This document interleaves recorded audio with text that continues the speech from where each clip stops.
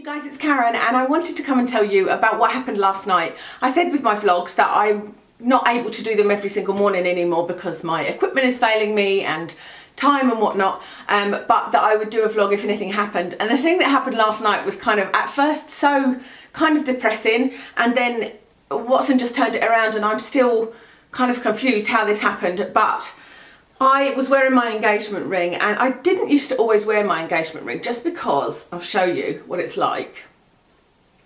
It's got 4 little diamonds, so it looks like a cushion, and it was very unusual, and I loved it as soon as I saw it. And I don't wear it a lot because I always think, oh, I'm going to knock it and one of the diamonds is going to come out, but it's never ever happened in the, 4 years that we've been engaged, 4 or 5 years.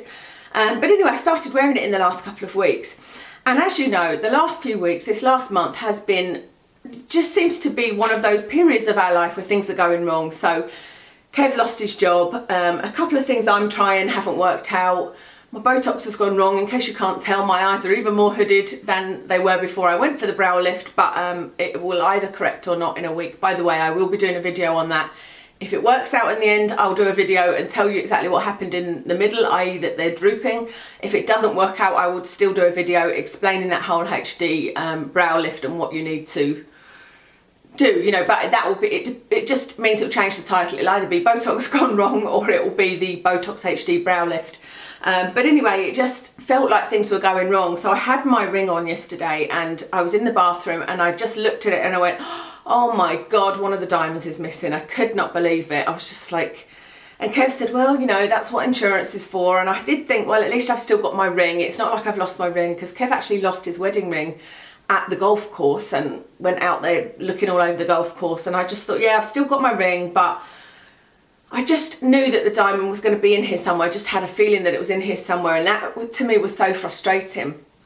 In fact, what I did was I had Snapchatted about an hour ago and my finger was just in the frame, so we recorded it, put it onto my computer, slowed it down to see if it was still there then, and it looked like it was. My finger was very, very quickly in the frame, but it looked like it was still there, and I said to him, I think it is. So we pretty much went through everything that I had done in that last hour, which was I had given Watson some food, I'd done some sewing, I'd gone and put something on the ironing board, I had run a bath, and we were going through all of these places. Kev got his torch out, and we went through every inch of this carpet. We went through the bathroom, we looked in the bath, we looked in Watson's food, we looked in the bin, we looked on the ironing board, all over the floor, everywhere. We just looked everywhere, and you can see it is a tiny, tiny diamond. The 4 of them together makes it look quite big, but the one on its own, which I have, well, Puppy has found, is in here, and you won't even be able to see it. It's not that middle bit, that's just the, it's the thing that you can see at the bottom. It's so tiny, which is why Kev had his torch out, because he said his thinking was that the light of the torch would reflect off the diamond. So we spent about an hour looking, and I just was like, oh, I forgot to say, Kev was saying that's what you've got insurance for, but I said to him, it is, but oh, the bathroom leak, that's the other thing that's happened, and we're having to pay our excess, which is £500, because it's a buildings claim, and it's just £500 we could do without spending at the moment, you know, plus we've got to repair the bath, so it's probably more like £600 or £700. And with the same with the contents insurance, I said, I don't know what the excess is, but it's probably 150 or 200, because there's a lot of like compulsory excesses on insurance. And so I don't think it will cost that much more. I think it will probably be about 200 or 300 to replace the diamond. But I said to him, it's just another kind of pointless couple of £100, you know what I mean? And it's also one more thing on a to-do list. So I'll have to go into town to the jewellers, show it to them, get a quote, phone the insurance company, all of that kind of nonsense. So anyway, it just felt like the last straw last night. Noticing how pale I look in my viewfinder. I think that's just because it's not bright enough outside yet, so I've put my lights quite close to the camera. But anyway, while we were looking yesterday, it was kind of making it difficult because Watson was being, not naughty, but he was just mischievous, I suppose is the word. Like he kept trying to hump my leg for a start, and so we were trying to get him off one, because I was bending over everywhere. I'd suddenly feel him on me and I was like, get off. He just had a huge amount of energy and was wanting to play, but Kev and I wanted to kind of focus on trying to find this blooming diamond, you know, because I'm hoovering today, and I was like, well, I'm not going to hoover until I find it. And every now and then Watson would Like, it was making me giggle actually when he did this. He would come up beside me and be looking where I was looking, and then he'd look at me as if to say, what are we looking for? And we play this game with him called Find It, and I thought, when we play Find It with him, we just hide food all over the house, like on, like, not, what are they called, what are the things you dust? Skirting boards, on skirting boards, just in silly little places, and we say Find It, and he goes off and smells the scent of the food. The only other way we do the Find It game is I've got a piece of muslin cloth that I sometimes put a couple of drops of like butterscotch flavouring or vanilla or something like that, and I will say to him, smell it, and put it by his nose, and then I'll get him to sit and wait. I hide it in a room, I come out, and then I say Find It, and he searches the room, finds it. I'll put it like under the duvet or something like that. He finds it, and then I give him a treat.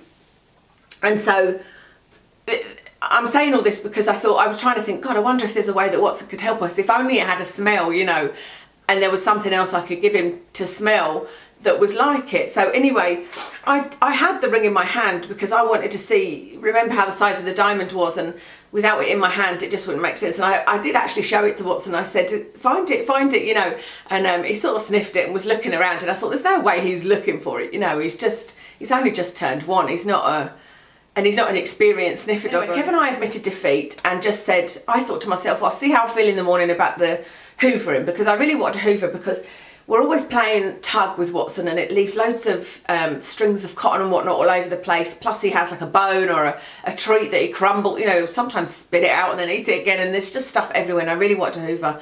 But it was just frustrating me because I was pretty sure I'd lost it in the house. It's not like, oh, I've lost it while I'm out, and you know, I was pretty sure it was somewhere in the house. But anyway, we said we'd admit defeat. I had my bath, we then sat down and had dinner.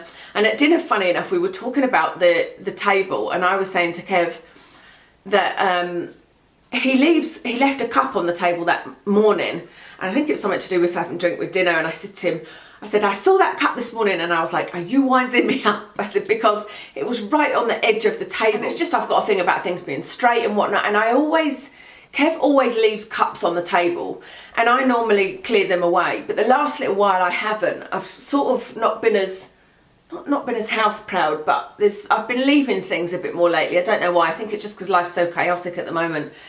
And I keep looking at the cups that are left on the table and thinking, one of these days Watson's going to knock them over, but he never ever has done. Anyway, I was telling this to Kev, and he just said he didn't think it was a risk. He didn't seem to be bothered by the mugs. He walks past the coffee table and he never bothers with the cups or the glasses or anything anymore. And he did once get hold of my plastic glass and start chewing it. I've got a plastic glass that I have my Bacardi in. That's a whole other story why I have plastic. But anyway, so we finished our dinner, didn't think anything of it. And I think Kev was clearing up, and I heard a clunk in the living room. And I went through and I said to Kev, well, would you believe it? I said, we were just talking about that, and Kev had left a glass of water on the corner of the coffee table. Not even on the corner, just on the coffee table. And I said, after us saying that Watson is never interested and never bothers, he's knocked this glass of water over. And he was sort of licking the ground as if he was drinking the water from the ground. And I thought, well, how strange, he's got 2 full water bowls through there, you know. And so I picked up the glass, and I'd gone through with the glass to tell Kev, and I said, he's still flipping licking through there. And I came back through, and he was sitting looking at the ground and looking at me, and I was like, what is it? And I went over, and every time I went near him, it was like he was drinking the water off the floor, but there wasn't any water there. And I said to Kev, what is he doing? Because his water bowls are out there. Anyway, I looked at the floor, and of course the water had sunk into the carpet, and he sort of leaned down and licked and sat up and looked at me, and I was like, what on earth are you doing? And so I was putting my hand on the floor to see how wet it was, because we couldn't remember how much water was in this glass. And it could have just been a few dribbles, you know. So I put my hand on the floor and I could feel something. Lift my hand up, and I thought, oh my God, there's something sparkly where he was, a tiny little sparkle where he was licking. And I picked it up, and I could feel in my fingers that it was something that felt like it could be a diamond. And I was so like, oh my God, if it's not it, if it's another crumb or something, I'm going to be really disappointed. And Kev came in, because I was like, oh my God. Kev came in and he's like, what is it? And I put it in his hand without looking at it, and I was like, please tell me that's it. And he went, yeah, that's it. And he was like, what happened there? And I was like, I have no idea. I said, Watson wouldn't stop licking the floor and kept sitting and looking at this particular bit, and I was like, what is it? I don't think there's any water there, you know. And I said, I could see it. And I was like, oh my God. And we were both just like stood there kind of like, how has that happened? Like, how has that happened? I'm not sure if it's, like I said to Kev afterwards, we're just like, how did he find it? How has that happened? Let me close this up. I'll put it in here with my ring so that I've got it all in a safe place. And I've put it in another little bag as well. But we were both just like, how has that happened? And I said to Kev, that's got to just be a coincidence, hasn't it? You know, it's got to be a coincidence. But why was he just sitting there looking at it? You know, because he doesn't do that. He doesn't just sit and look at a bit of the carpet and try and lick the carpet. I just couldn't understand why. It just seemed like he found it, but I thought he can't. He's a puppy. And although I'd shown him the ring, I was like, how on earth can he know to find a diamond? Like, he can't have known that's what we were looking for.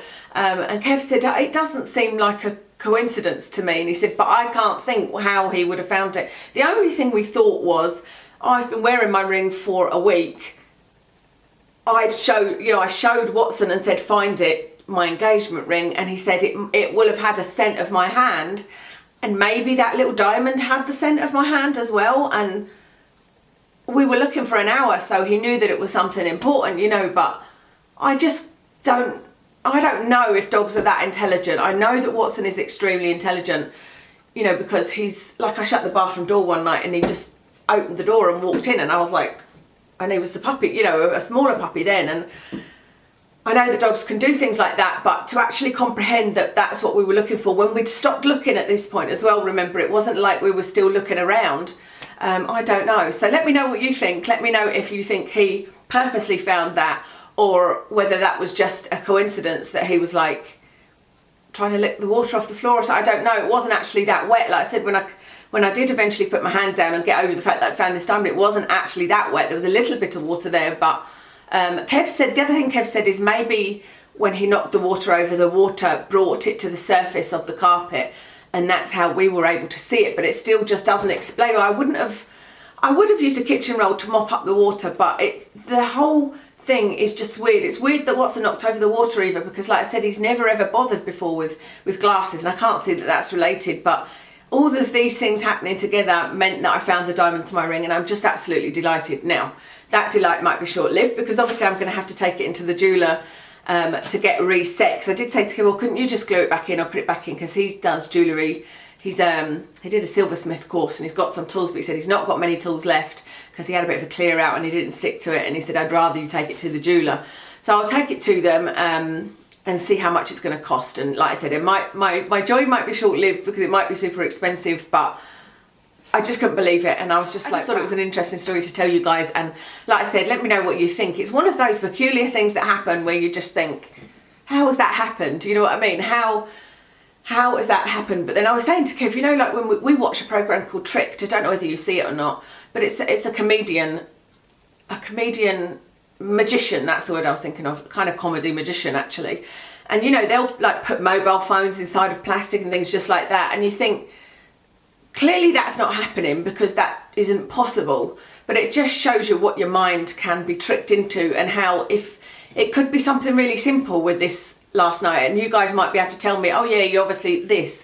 I mean, like Kev would have said, the ring might have smelt at me, but it still doesn't make sense why he was sitting there staring at it. But it might be something really simple, but your brain just doesn't think it, because you want to think the nice thing, you know. Of course, I want to think that he found it. And Kev was saying, I think Kev was super impressed, because he was just like, come on, yeah, we'll play. You'll play as long as you like. And it was like, you can have treats. And he was just like, he's my hero, because obviously Kev didn't want me to lose the diamond. He knew that it was bothering me, because like I said, it was the last straw with his blooming eyes and his job and all of that. So anyway, I'm going to stop rambling now, because I've got to get to Hobbycraft to return something that I bought yesterday that is not going to work out as I thought it was. Thankfully I haven't opened it. It's just a stencil thing, which is actually for cooking. And I thought I could draw through the spaces, but there isn't a lot of spaces because it's for dough. So I'm taking that back and going to buy a couple of other things. So thank you very much for listening today. Anyway, tell me your amazing stories. I'd love to hear any amazing doggy puppy stories that you have, or any other animals for that matter. And I'll speak to you again soon.